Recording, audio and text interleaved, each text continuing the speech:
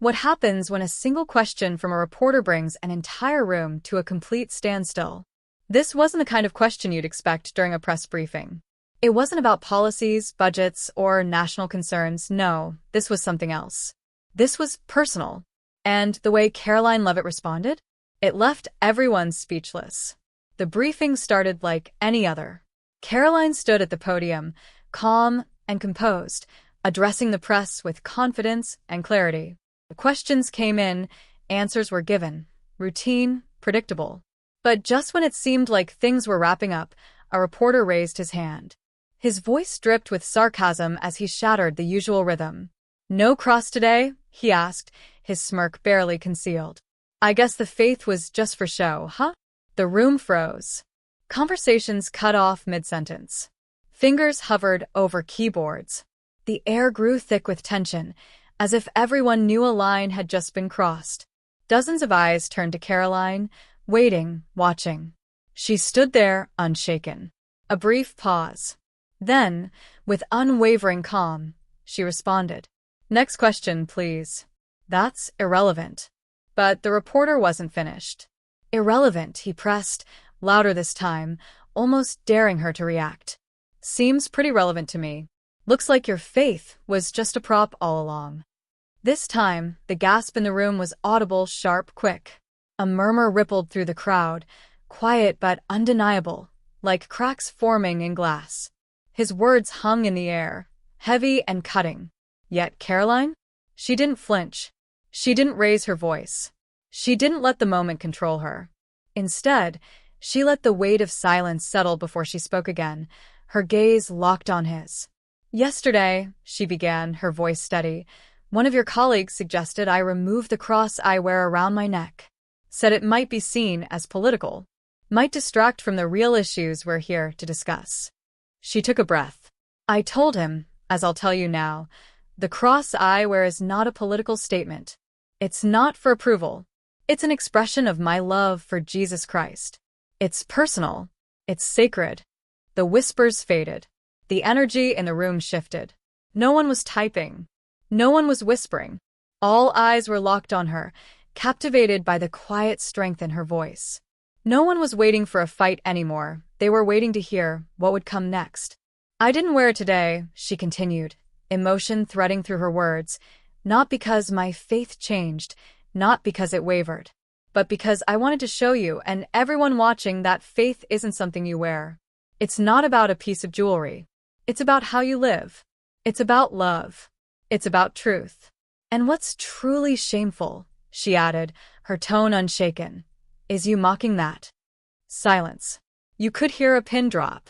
One by one, reporters lowered their pens, their laptops, their cameras. Even the reporter who had challenged her sat motionless, his smug expression replaced by something else. Regret, maybe. But Caroline wasn't done. "Faith," she said, her voice carrying across the room, "isn't about symbols. It's not about impressing people. It's about the way you carry yourself, the choices you make, the way you treat others. And it's certainly not up for debate in a press briefing." She let that sink in before continuing. "My faith doesn't live in a cross around my neck. It lives here." She placed a hand over her heart. "It lives in the compassion I have for others, the integrity I strive to uphold, the truth I choose to speak, even when it's inconvenient. A necklace is a reminder, yes, something deeply meaningful to me, but it is not the essence of who I am or what I believe." Her words landed like a hammer. The room, once filled with noise and routine, was now suspended in stillness. Even those who had entered with skepticism or doubt now wore expressions of quiet reflection. Caroline's conviction was unshakable, her voice unyielding. And in that moment, you could feel the tide turning. "What saddens me," she continued, her voice softer but just as powerful, "is that we live in a time where faith, any faith, is so quickly mocked, so easily dismissed.